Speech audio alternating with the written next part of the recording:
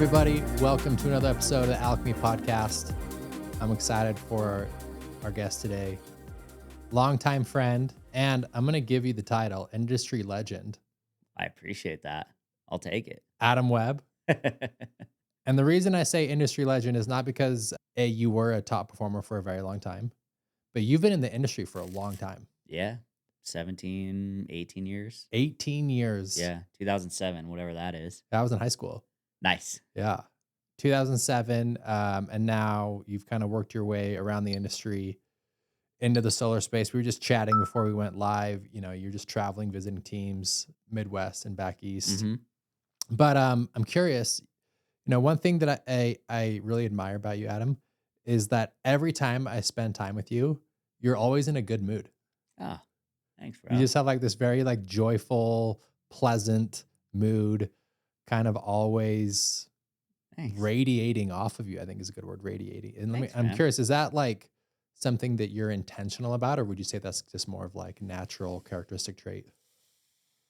I try and be intentional about my gratitudes. I just feel like there's a lot to be grateful for. And yeah, I feel joyful a lot of times. Probably just where I am now in my life relative to what I thought my life would be and how much better it is. Like, I don't know. I just think life's short. Why waste it fretting or being negative? Like, there's just so many things to be positive about. So I don't really think about it a ton, but that might be an explanation of why you've had that experience with me. Yeah, well, I really appreciate it because it's always like every Yeah. time I'm around you, just as like a reminder for myself to like, oh yeah, like get back into that joyful energy. Do you feel like that served you when you were knocking? Oh, for sure. Yeah, just like brutal optimism, just like delirious positivity. Yeah. Absolutely. I think you have to. If you want to do it for a long time and at a high level, you have to. Yeah. So the reason I bring that up is because I remember when I first started knocking doors ever. So my first summer was 2011, Yeah. and I was in Fort Worth. I was with Vivint. Were you at Vivint yet in 2011? Nope. I came right after Blackstone. So 12. 2012. Yeah. Yeah, the next The year. end of it. So 2013 was my first summer. Yeah. So 2011, I actually was just journaling about this. You know, I was quote unquote popular in high school, captain of the football team, student body vice president. I felt like I was well liked. And then I went out and knocked doors. And I remember like within my first week ever of summer, I remember thinking like, oh, wow, this is the first time people don't like me. Like, Yeah. I've never experienced this before. As the door shutting. Wait, I was captain of the football team. Well, come on. Student body vice You don't president. understand. I'm cool, I promise. And I remember just being like, I remember that like rattling to my core. Yeah. And no one ever like told me, I never felt like I got trained on how to like handle rejection. Yeah. You know, when you train a rookie, I mean, you've recruited so many people, you train multiple leaders, you were doing in-office training last week. And I remember thinking like, oh, no one prepared me for like the inner rejection piece. Yeah. It's always just like, here's your pitch and you're going to crush it. And like, you know, here's how you overcome objections. But I remember like, I have like this very specific memory being in a neighborhood in Fort Worth and being like, people don't like me. Like, I don't know how to handle this. You kind of see them yourself through their eyes. Like, Yeah. I'm a bother. Yeah. I'm a pest. Yeah. And Like, I've never felt that before. yeah. Right. And so I had to focus on being like optimistic, like Yeah. talking myself into like being grateful and appreciative and be like, hey, and if they actually knew me for who I am, they probably would like me, I would hope, you know, and it's not personal. And so I'm curious, you know, you've done a really good job of training a lot of reps, Mm-hmm. right? You've built massive teams. Wherever you are, you're like a top leader. What are some of the insights you bring outside of tactical sales training that's effective? Because I would assume that you bring in kind of this energy of be grateful, relentless optimism. Like, what are some of the actual of those kind of the secrets of the interpersonal piece on the sales training piece do you bring to these organizations? Yeah. Kind of like the principles versus just like the sales Right, tactics. you mean? right, yeah. Well, first, props for sticking with it. That's Yeah. a devastating experience. You recruit these studs Yeah, that have actually never experienced failure, and sometimes it just devastates them. yeah, it So, hurts the ego. oh yeah. Yeah, So you stuck with it. Props to you for that. So that was really the foundation of the 6-figure summer. I was training this rep who just wanted to sell over 200 alarm accounts, which is top 1%. And I teach him, and he went out and he did better, but he didn't hit it. So we ran it back. Second year, same thing. And so it really got me reflecting, like, what is it about top performers that allows them to perform at peak levels? And I had this epiphany that it's really not the pitches, it's more the principles. It's less about what top performers are saying and more about who they are, right? Like, how many times have reps asked you for your pitch? You're out there crushing it, top 1%, and they're like, what are you saying? And you're like, dude, I promise you, it's not what I'm saying. Yeah. Like, you could Yeah. say verbatim what I say, but the reason I'm dominating is because I outwork everyone, right? Like, that's a principle, work ethic. I'm consistent. I'm focused on giving value. Like, it's really these fundamental principles that are a part of who we are that translate into top tier performance, even more so than the sales tactics. The training matters, but eventually you'll get to a point where training has a diminishing effect. Like, you get really good at the techniques, and the next lift is going to come from who you are and the principles that you embody. Yeah. So share us with what some of those kind of like those core principles are that kind Yeah. of differentiate yourself from, average to peak performer, right? Because you wrote this in your book, right? Yeah. 6-Figure Summer, right? And for those that are listening, it's an incredible, really effective book, very simple, very gets the point directly across. 6-Figure Summer. So share some of those principles that really create kind of that next level of sales rep. Yeah. I mean, work ethic's just number one. Yeah. Like, I remember I moved up to Utah from San Diego with like no resources, no resume, no high school GPA. And I was just like, dude, how am I going to catch up in life and not be like homeless? Right. Yeah. And I found sales, I found door to door, and I realized really quickly hard work was just the great equalizer. Like, I'm in this room with all these other sales reps, And what was your first industry? alarms, So you were Pinnacle Security. Yeah. you were living in San Diego and got recruited to work for Pinnacle. I had moved up here to Utah and was just looking for the first team I could find that was doing summer sales in San Diego. That's how I decided where I'm going. You wanted to go back to San Back. Diego. Yeah, because I Got it. figured if I lived close to home, my mom could make my lunches and Yeah. stuff. Like, legit, that was True. my logic. Like, Yeah. oh, sweet, I can get free food Yeah. during the summer if I go do summer sales in San Diego. So yeah, that was a criteria. I'm in this room with all these reps.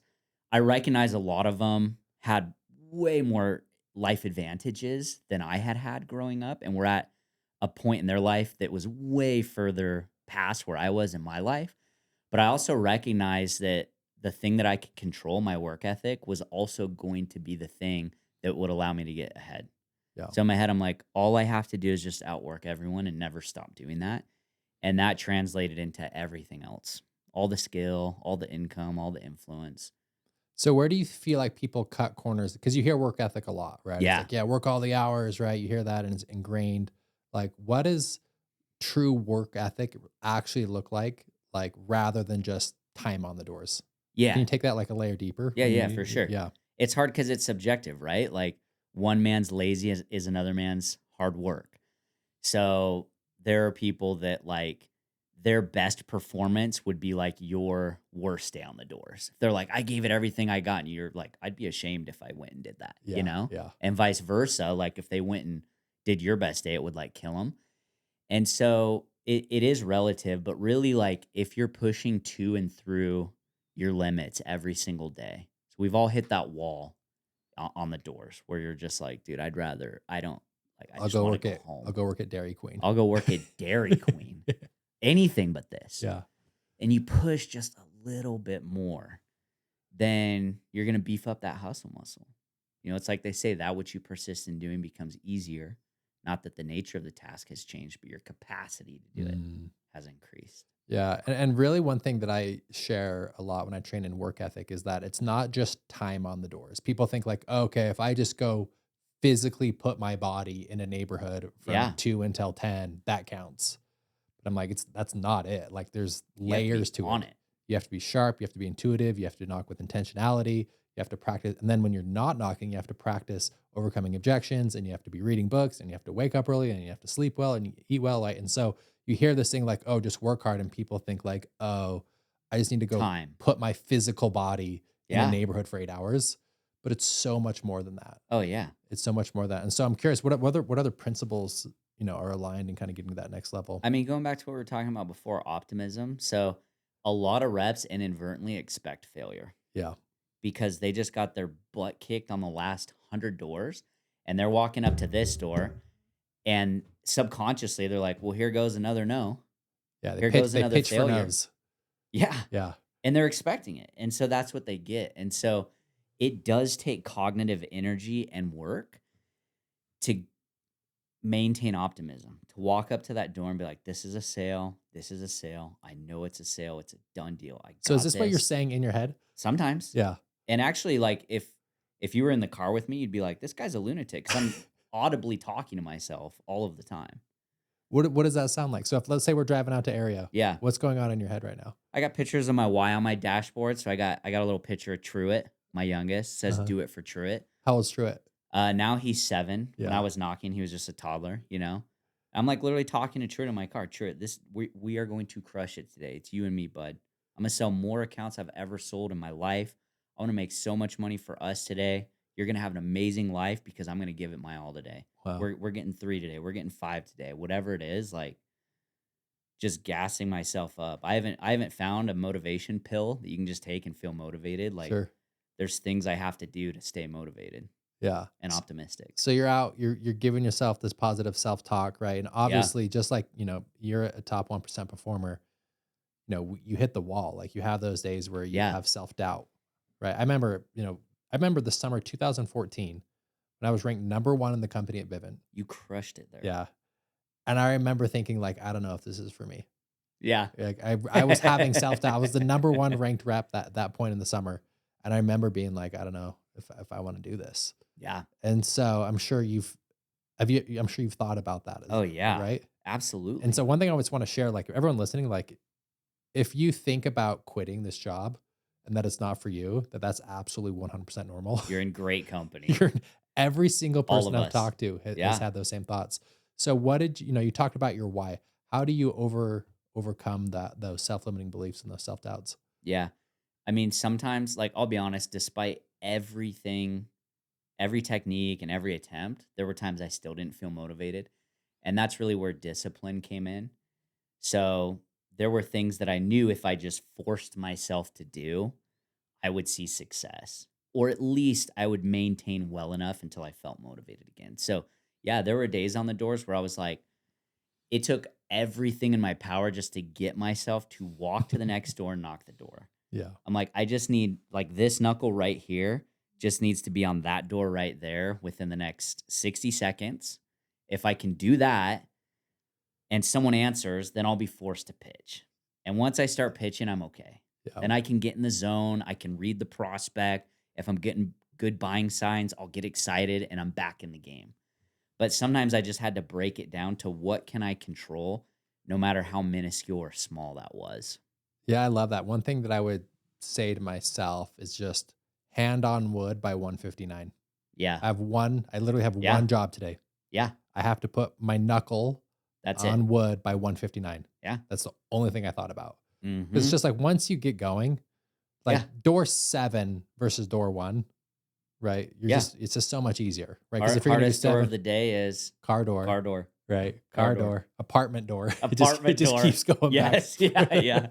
Bedroom door. Yeah. Bathroom door. Bathroom door. There's so many doors we got to get through. Yeah, and then it just keeps me back. I want to transition a little bit because as we were driving here, I was thinking about my perception of you, things you've done really, really well. A topic that I do want to talk about that I feel like might be like taboo Sure. in the industry that I want to kind of like bring forth is you have done an excellent job of transitioning companies and industry. Yeah. Right? You were at Pinnacle, you went to Vivint, you were part of the Vivint juggernaut years. You then transitioned. I mean, being as like as high as you can be at Vivint, Yeah. right? And I'm sure you had a lot of equity, a lot of stock, which you Mhm. then made a transition into solar. Talk to me about, because as I coach a lot of people in the industry, and a question I get a lot is, I'm thinking about switching company or industry, right? Can you share when it is a good time Yeah. to move to a different company and when it actually is not a good time? Yeah. Yeah. Absolutely. I'll start with when not. Yeah. So there's a few like fallacies of the mind that plague us. Grass is greener mentality, Yeah. right? So you have to understand it's also known as the asymmetry of information, or the devil that you know versus the devil that you don't know, you have to recognize that every outside opportunity is going to seem better, especially in moments where you're struggling in your current opportunity. So I see a lot of reps that just jump ship and fall prey to that logical fallacy all the time, where Yeah. it's like, you just need to stick it out, or you need to recognize that it's not actually better over there. They think they can get more money for less work. Yes. Yeah. Yeah. Which I think is a fundamental flaw in perception anyway. Like, if Yeah. that's your goal, then you are just going to wind up bouncing around. Like, your goal should be, how can I grow into the best person I can be personally? And how can I help as many other people do the same and have the best quality of life? Focus on that, and the money will follow. Yeah. So that's a major reason why not to leave companies. And then also, too, a lot of people just jump ship too quick. Like, there's no way, like, there's no company where if you're there for a long time, there's not going to be bumps. There's not going to be hiccups. There's not going to be drama. There's not going to be tension in relationships. And so just recognize that, life's hard. The job is hard. And just because something's hard doesn't mean it's time to jump ship. Yeah. So those are some things I see where reps do split, where I'm like, you shouldn't have. That was the wrong decision. Right. On the flip side, though, like, if you feel capped in your potential, or there's lack of trust, or violation of values, or certain fundamental things like that, then I think it absolutely makes sense to transition. And I've been very happy with my transitions. I've looked back with gratitude and also recognition that it was the right thing to do. So yeah, it is one of those tough things, because it's like, on the one hand, it's like, especially in our industry, the company where you work, that it's the company. Right. There is no other company Right. that could even possibly be the right company. But then we also have to make space to recognize, like, sometimes it's just fit. Like, you could have a great company and a great rep, and it's just not a fit, and that's okay too. I would love to hear more about your transition from Vivint, because, Vivint, I love Vivint, right? Yeah, I mean, some same. of my best years of my life. Very grateful. And for no my one time there. does, especially when we were there, no one did a better job of like culture, and like it Oh, was the yeah. cool spot to be, like the Todd, juggernaut, yeah. Todd running the ship, right? And I remember when I left Vivint in 2019, I had like an identity crisis, Yeah. right? It was like hard. I'm like, whoa, like Dude, this is your social media was Doug Vivint Cartwright. DVC. It was your identity. It was my identity, right? And I remember it was really hard to leave. And then after leaving, I remember thinking like, oh, there's a life outside of this. For sure. And then you kind of realize like, oh, it's almost like, I'm careful with this word, but it's almost like a cult, but in like, not in Yeah. a negative way. It was Yeah. just like really this stretched on culture, For sure. and you were a part of that. Like when Mhm. we were at Vivint together, you were running your region, and like you were ripping, and Oh, you were yeah. a top rep. And If you ask my wife, we were retiring there for sure. Yeah. We were all in. yeah. So what was that transition like for you? And how did you know it was time to go? And was that a scary decision for you guys, or? Oh, for sure. Yeah, absolutely. I mean, there's specific reasons too that it's like tough to leave that company. Yeah. They make it tough. Yeah. But ultimately, again, for the reasons that I mentioned before on why Mhm. it can be a right decision to leave a company, it was absolutely the right thing to do. And, it surprised me as much as anyone. Yeah. Like, I had a couple specific experiences where one day I came home and just told Bri, I was like, hey, I think it's time to leave. Mm. Like, we've been here 8 years, and I don't feel that this is the right move anymore. And I actually left with it wasn't like I got recruited away. Sure. It was just time to leave. And so I did, with zero, I had trust that based on my reputation and skill set, opportunities would come, but I didn't have anything lined up when I Wow. made the decision to leave. That's rare. Yeah. Most people are getting like strings pulled, right? Yeah, no, it wasn't that at all. Like, when I'm locked in with a company, I'm locked in. I don't talk to competitors. I don't Yeah. entertain offers. And so, yeah, we made the decision to leave. And I had been wanting to transition into strategic type roles. Yeah. I did a lot of that at Vivint, consulted the innovation center, was on patents, like operated some initiatives at a company-wide level, stuff like that. And I was really interested in that. And so that also became a natural progression as well. And I did 14 summers, Yeah. like, it was a lot. Yeah. And it was awesome. And I was ready for my personal development and growth to go tackle new challenges. Even though that's really scary. Who knows? Like, I think I can do it, but maybe I go try this thing and fall on my face. And I'm like, shoot, turns out I'm not the guy. And I go back to, doing what I was doing before. So there is a lot of fear with that, but I'm very grateful. It's worked out incredibly well. I've had an amazing career post, in the field knocking on doors, and have been super grateful for it. Yeah, you've made a very successful transition, and what you said is advice when people come to me and they say, "Hey, I want to leave company or industry." The advice I give them, and it's exactly what you did, is I say you leave your company when you absolutely have to. Yes. Meaning, it's not, you're not trying to alleviate pain, you're not Yeah. trying to get out of a negative situation or a hard situation. It's like you almost kind of don't want to, but it's like Hmm. this, I have to go. It's like this That's how it calling. was. It's Yeah. like this calling of I have to leave. And it's like it almost pulls you out of your situation rather than you kind of seeking like, how do I get out of here? Right. And it's when I see people that are like trying to force it Yeah. are the ones who get in trouble. Yeah. Yeah.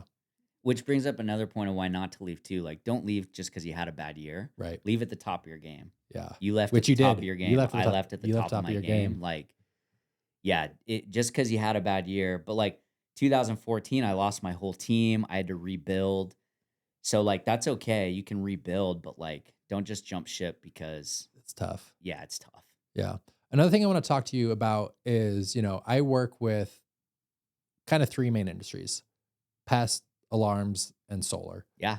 And I'm curious from your perspective, having been an elite performer in alarms and in solar, what type of industry it kind of attracts each person. So, if there was, would you kind of diagnose it for these industries kind of are more aligned for people at different ages, stages of their life, Yeah. or is it more Yeah, for anything sure. goes? Yeah. Yeah, yeah. I can give a breakdown Yeah. on that. How would you break that down? Yeah, I think Pest has continued to do well because it's your classic, young person's job. Like fresh RM, you're young, you go have a fun experience. And I think Solar did really well because it provided more of a stable career, long-term opportunity. Phenomenal for living and selling year round in market.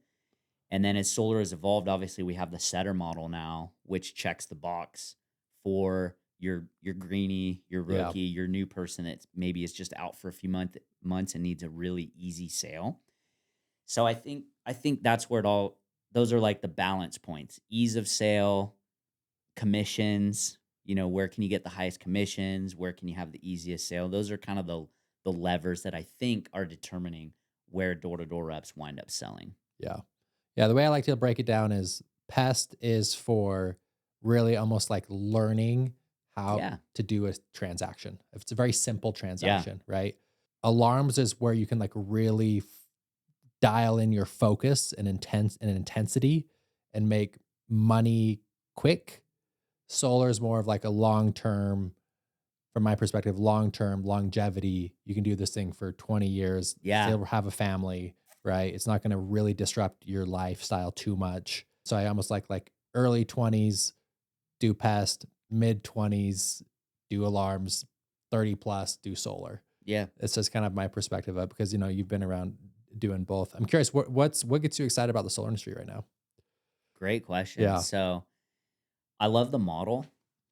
There's enough commission in it that you can do a setter closer model, which I love. I Yeah. mean, Break that down for those who don't know what a setter closer model is. one person knocks the door and sets an appointment, the other person goes and closes it. Yeah.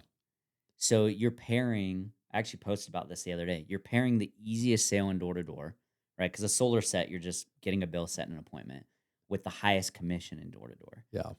And it's magic. And it's tough. Not a lot of companies do the setter closer model well. When it's done well, I absolutely love it. So what makes someone doing it well versus someone not doing it well? It takes a lot of cash to fund a setter model Yeah. because you're paying reps upfront early on projects that may or may not materialize for a long time. That's a handicap. Also, a lot of companies' culture kills setter closer models. And why is that? Well, it's so focused on the closer that there's not appreciation, recognition, incentivization, compensation, enough of that for the setter. When in reality, like the setter is the one out there knocking the door. Like that's where heavy value is created Yeah. It sounds like you guys really highlight the setter. for sure. Our Yeah. whole culture revolves around it. So that was really cool because obviously at Vivint and including Vivint Solar, like if you're not self genning, you're weak. Like Right. leads, are you kidding me? Go freaking knock doors. Like that's weak. So I have had a paradigm shift, and I'm obsessed with it. I love it. So the model gets me really excited. That's one thing. To incentivize the setter, what does that actually look like as far as compensation, like recognition? Is it like actually like is do people at Ion want to be setters versus closers? Hmm. Like how does that Yeah, work? yeah. Like we have the top performers in the industry, just in terms of pure sales talent and work ethic on the setting side, and they love it. Where typically in solar culture, it's, well, if you're that good, why wouldn't you be a closer? Like that's the paradigm. Like setting is an introductory position so that you can transition to closing and make real money. And that's just not how we run it. Yeah. We flip the script. So it's all focused on, I mean, which makes sense, right? Yeah. Because high quality sets are probably going to close at a lot higher rate Oh, yeah. versus you think about what are you incentivizing to a non quality setter is just like, oh, just get the appointment. Yeah. Or for versus, it could be a really low quality lead Hmm. versus these setters are focusing on higher quality leads. What do you notice the differences for those that are listening that are setters, right? What are some insights, techniques, principles that the top setters in your company are doing that you don't think other people are doing in the industry? I think one thing that's different is there's a path for growth into leadership on the setter side. Again, a lot of companies, if you want to grow, if you want to manage, you're a setter, then a closer, then a manager, then a regional, then a VP. And we have a dual track on both sides. Cool. So we have setter rep, setter manager, setter regional, setter director, all the way up. And so I think that's a differentiator for sure. Yeah, amazing. And you mentioned last week you're just kind of visiting these teams right now. Hmm. Curious how is the solar industry going starting off this summer? Solar industry is unique Uh-huh. and constantly changing. It's honestly strengthened our position as a company in the industry, which has been awesome. A lot of our value propositions to sales reps and leaders maybe weren't as recognizable 3 years ago when, solar everything was just growing spontaneously. But now it is. So it's honestly awesome. I couldn't be more grateful.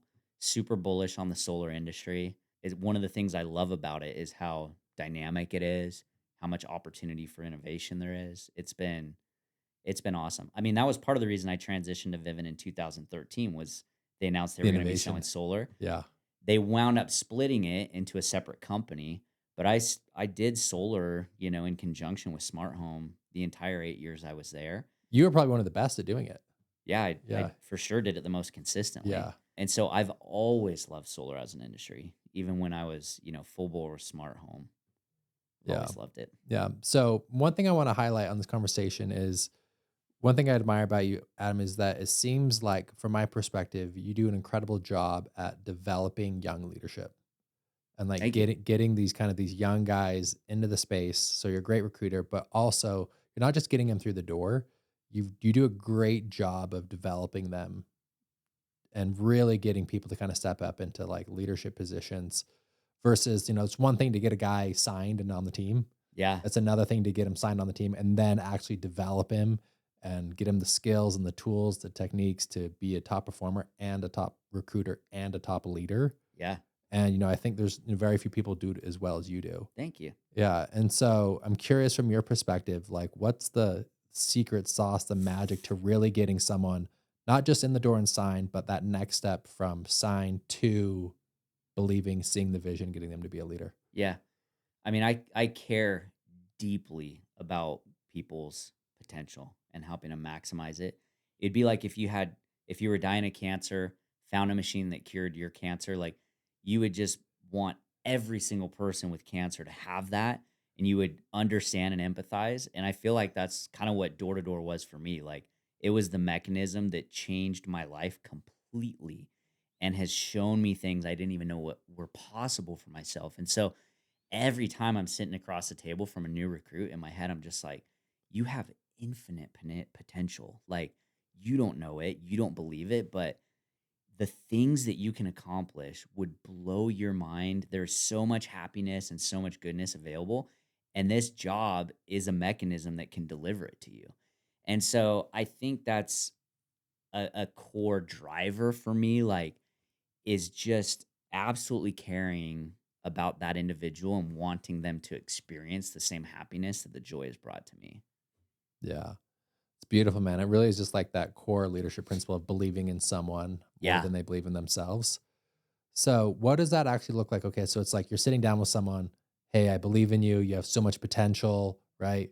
What are kind of the next steps? Are you like sitting down with them and like doing what are your whys? What's your 5-year vision? What's the Yeah, like the tactical nitty piece? gritty of Yeah, it. what's the nitty-gritty tactical piece of Yeah, that? yeah. So like for sure vision, like if reps or leaders don't believe that they can accomplish great things, then they just won't. So instilling that vision, then setting specific goals. So I actually have a survey that everyone fills out, Can you setting can you break down that survey? Because one thing I'd like yeah, to get out of this is let's say we've got someone listening yeah, who's a leader. They've got kind of some young reps. They're like on that verge of a breakdown. Like, what are the next steps that practical the tips. practical Yeah. tips to get your guys below you to kind of step up into a higher vision? So I do a for summer model, pre-summer, midsummer, post-summer survey. Pre-summer survey, ask them what their financial goal is, and I want to know the minimum number for them to consider it a win. Like, okay, if I made this amount, I'm not thrilled, but I don't regret coming out. And then I want to know what their goal is, like what they're really shooting for. And I want to know that financially, and I want to know their sales goal because sometimes you get their financial goal and you're like, those sales don't even Yes, doesn't you haven't even match. done the math Math's just not to know how mathing. realistic their expectations are. Yeah. Because if a guy's like, dude, I need to make 100K, I'm like, okay, well, let's have a serious talk about what is you can do that, but Yeah. let's clearly identify what you need to go do this summer and also what I need to do to help you do that. I also ask them about self awareness, like knowing yourself. Where do you feel like you're going to get tripped up this summer? Is it work ethic? Is it negativity? Like, what Mm, are some of your such a good essentially question. character flaws so that I can be aware of that and help you individually throughout the summer? So those are some of the main questions on that survey. Yeah. And so you asked those same questions at the beginning, mid, and post. And then at the mid, I have something to compare to it. When I go sit down with them in the middle of the summer, I'm like, here was your goal. How are you pacing?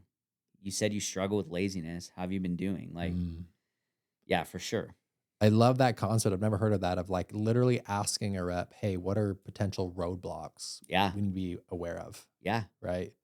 Oh, you're a procrastinator, you lose motivation easy. And then actually when you have your midsummer check-in with them, you actually have a tactical piece of being like, "Hey, let's check in on these same pieces." Yeah. Yeah, that's brilliant. That's brilliant, man. Yeah, one thing too that I want to ask you is one thing I've seen from afar is you've also, you've produced at a high level, you've recruited at a high level, you've created leaders at a high level, and you've also invested at a high level, Yeah. right? You're kind of like you've gotten your hands kind of across a Yeah. lot of it seems like you're really heavy in real estate. Love real estate. Yeah, Yeah. what was your introduction into real estate? Going to purchase our first home. So my second year was my first year being married, cleared 6 figures. We're coming back. I feel like I can retire. Yeah. At that point in my life, 100K, I'm like Millionaire. billionaire, trillionaire. Yeah. So we're like, let's go buy the nice house, all the amenities. And I just, neither me nor my wife came from a lot of money. And I kind of had this thought where I'm like, you know what? I'm really happy with the lifestyle I have right now. And I feel like the second I raise my lifestyle, I'm going to be financially committed to that for the rest of my life. Yeah. Like It's now hard to I'm go not going to be, back. if I go back, now I'm going to Can't go be back. unhappy and be like, Yeah. oh, this sucks. And so I was like, man, I'm 23 or whatever. I'm like, I feel like that's too young to make a lifelong financial commitment to something that doesn't actually, you know, return value to us. And so I scrapped that. I put on my investor hat and was like, let's go find a cash cow duplex. And it happened to be this rundown property in South Provo. And we sent it. We bought it and we lived in half of it. And it was a cash cow. It was amazing. We actually still own it. Like that property has made us probably close to 7 figures over the last Wow. 15 years. And after that, I was like, let's do that again. So the next house we bought was a duplex, and we just kept buying duplexes. And we bought Airbnbs and built up a real estate portfolio. And that's been our primary wealth driver. That was what got us to 7-figure net worth first. Yeah, I was gonna say, what are some of the biggest mistakes people make when they, because you hear us a lot of time, like people go out and make a bunch of money, right?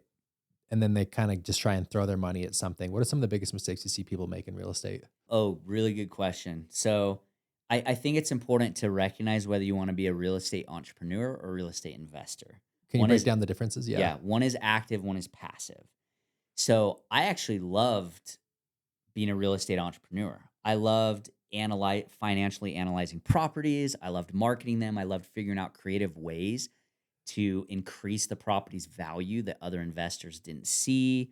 I liked creating systems to make the properties more efficient. I liked all that stuff. Yeah. And I made a lot of money on the side doing it.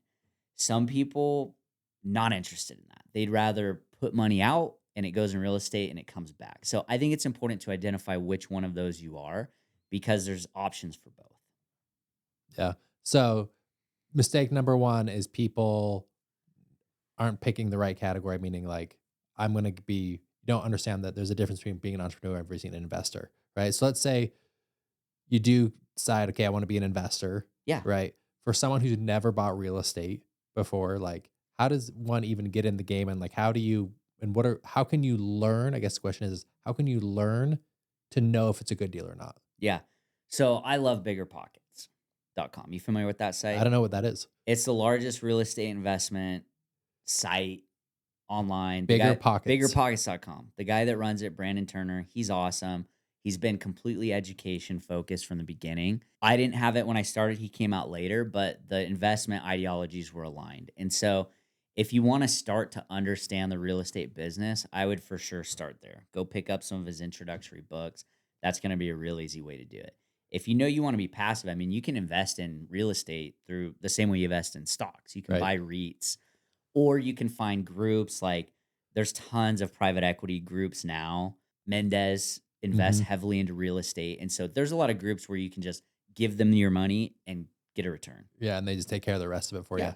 I'm curious, have you made any mistakes when it comes to Airbnb? Because I feel like, from my perspective, I've never bought an Airbnb Yeah. property before, but it feels like it was like this wave where it was like everyone was Yeah. getting into Airbnb and it was so cool, and then it felt like there was kind of a pullback Yeah. a little bit. Yeah. Yeah. So talk to us a little about the Airbnb strategy. Ours have been really good. But again, it's because I found a lot of joy in figuring out creative ways to make the property awesome for guests. And Because you're a real differentiate it. estate entrepreneur. 'Cause I'm a real estate entrepreneur and because I just like that, right? Yeah. So our Airbnbs have done great. Again, I think to sum up this idea, like don't invest in stuff you don't know about, Right. right? I talk to guys, it's like, yeah, my buddy started a supplement company and I gave him 30 grand. I lost it all. It's like, okay, do you know like anything about this industry? Like, have Yeah. you ran, like, why, unless you have specific knowledge or willing to gain specific knowledge, just put your money into the market. Yeah. Just go buy the S&P 500 and never look at it. That's my strategy. But Honestly, 99% of investors would be better Yeah. if that's all they did. VOO, baby. That's it. VOO and chill. Yes. Yeah. It's Morgan Housel. He talks about psychology. Have you read Psychology of Money by Morgan Yeah. Housel? Yeah. Phenomenal book. Yeah. And one thing, the line that like hit me in my soul, because you make this money in door to door and you're like trying to like be the investor, right? And I've gotten some haircuts before and I've felt the pain of that. And he has a line in the book that like hit me in the chest. He says, the best investment is the one that lets you sleep the best at night. Yeah. And I'm like, Yeah. that's so true. They're just the more boring, the better. VOO and chill, baby. VOO and chill. If Yeah. it's flashy and stressing you out at night, it's wrong. It's wrong. Yeah. I mean, that was crypto for me. Did you ever get into crypto? Nope. Never did crypto. Nope. Yeah, crypto, stressful. Yeah. Yeah, I rode some good waves, but I was just checking it Yeah. 25 times a day. Warren Buffett says if you wouldn't own it for 10 years, don't own it for 10 minutes. Yep. On that, what are some of, like, you talk about principles in sales, right? Principles is like a sales rep, right? Work Yeah. all the hours, study, principles is being a leader, right? Helping your guys step into leadership. What are some of your principles in investing and wealth management? The wealth is built on the cost side of the formula. What do you So mean by that? most people fail to build wealth because they fail to control their expenses. You can make all the money in the world and be broke. Wealth is found in the gap between what you make and what you spend. And so the more you can lower your lifestyle, the more money you have to invest. That's it.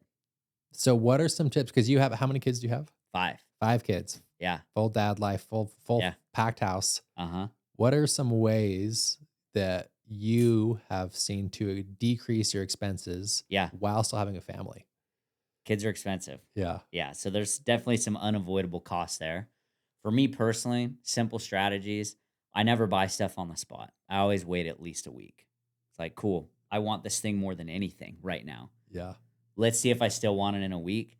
9 times out of 10, I forget about it. I don't even remember it. That's such a good strategy. Yeah. Because there's all the times, I don't know, I mean, it's obviously not you, but I'll be at home and Amazon will drop a package off and I'm like, I have no idea what this is. Yeah, And then I open it, I'm like, oh, I forgot I bought this. Yes. You know, I'm like, I don't even. Why did I buy this? Why did I buy this? Yeah. Yeah, exactly. Yeah. Compound interest calculator. See what it actually costs. You know, Share more about that. Yeah, so that just take, you want to go grab those $350 pair of Travis Scotts, grab a compound interest calculator, put $350, 10% annual return, which is what you could get if that's the opportunity cost if you invested it. And then put the amount of years in VOO and put the amount of years until you retire at 60. So put in 30 years, 40 years. And that will tell you exactly if you took that $350 right now and just went and bought some VOO stock, that's how much you'll have later. So it just puts it in a perspective where you're like, well, would I buy these for $2,000? Probably not. And also helps you realize, man, I'm really just robbing future me. Like I sometimes envision old Adam being like, Adam, what are you doing? Like, knock that off. I want to have a good life, you know? Don't buy that. You don't need that. Go invest it so we can chill in a few years, you know? I love that. Those are two things I'm going to take away is wait a week. Yeah. And then if I really want to buy it, put it in the compound interest calculator. See what it really costs. Everything has an opportunity cost. Yeah. Talk to me about one thing that I also admire about you is your relationship with your wife. Yeah. Right. It seems like you guys are like a unit. Yeah.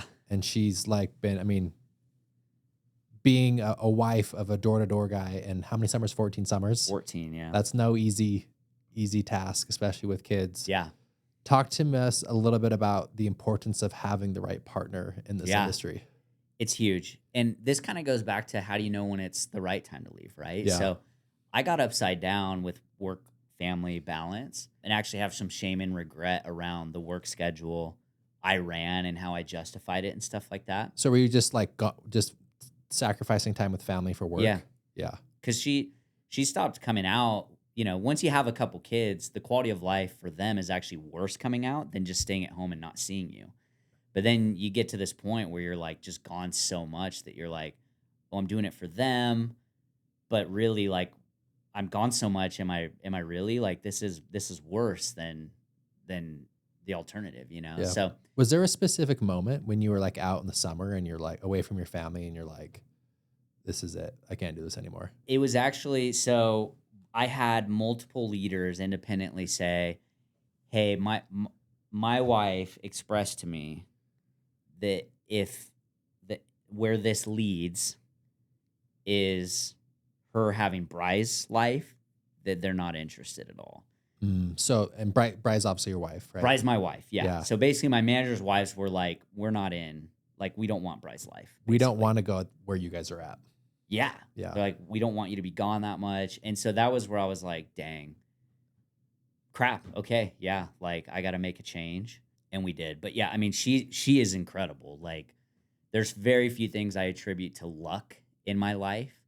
But that was one. Like, I could not have imagined when I married her just how incredible she is, how much resilience she has, all of that.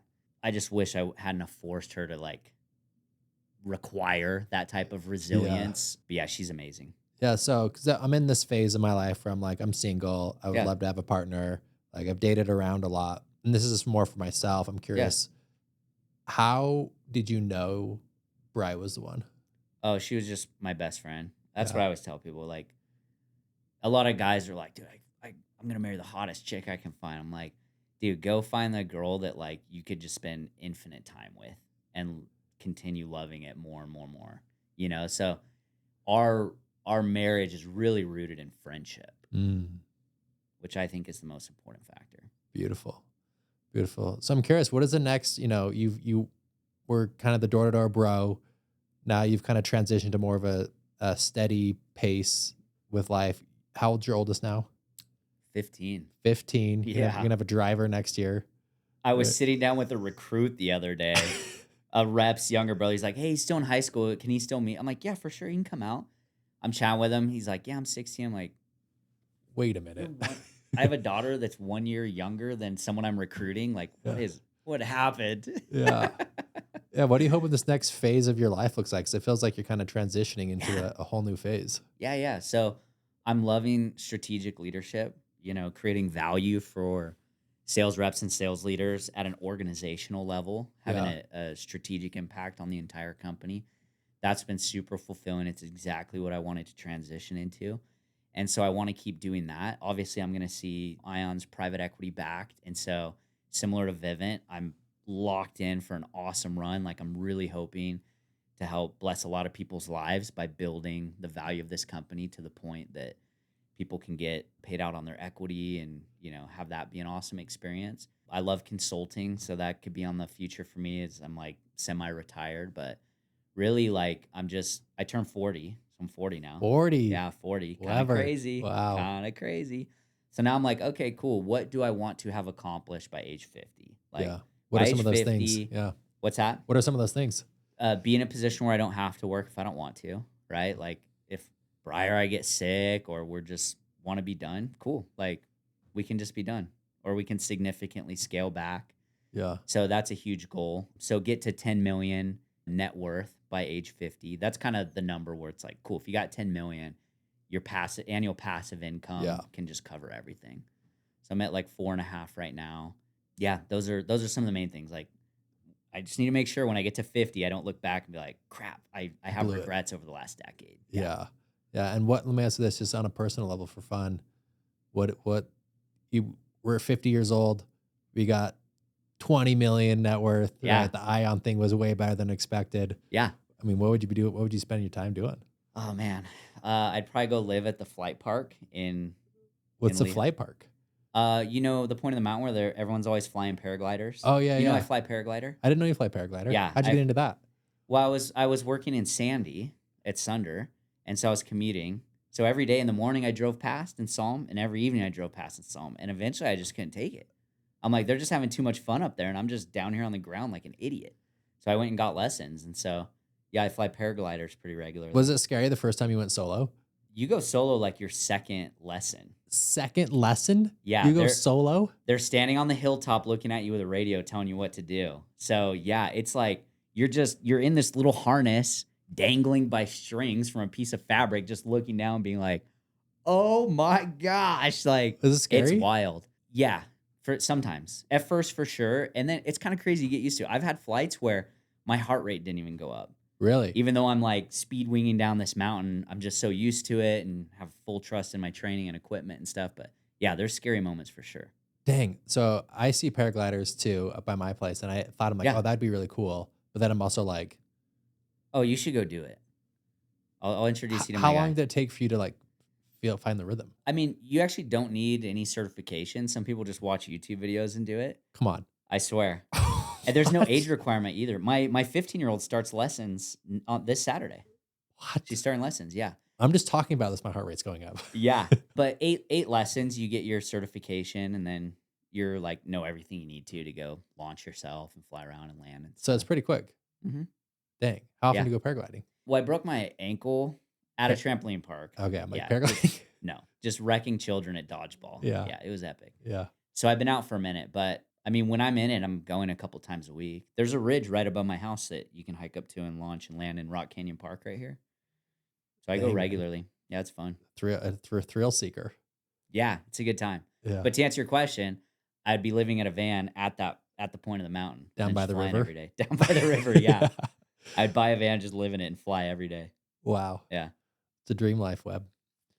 Well, brother, thanks for coming on the show. Dude, thanks for having me. You're the GOAT, Doug. Yeah. I appreciate you. I appreciate you. I appreciate the energy you bring. You're always in a good mood. You bring the good vibes. I always Thanks, man. feel in a higher state when you're around. And also, not just do I feel better internally, but I'm also inspired by your work and your Thanks, man. leadership. And I know you've influenced a lot of people and truly like a legend in the space. So I appreciate you Hope coming out, so. man. Yeah, you bet. Thanks, All right, bro. brother. Appreciate you.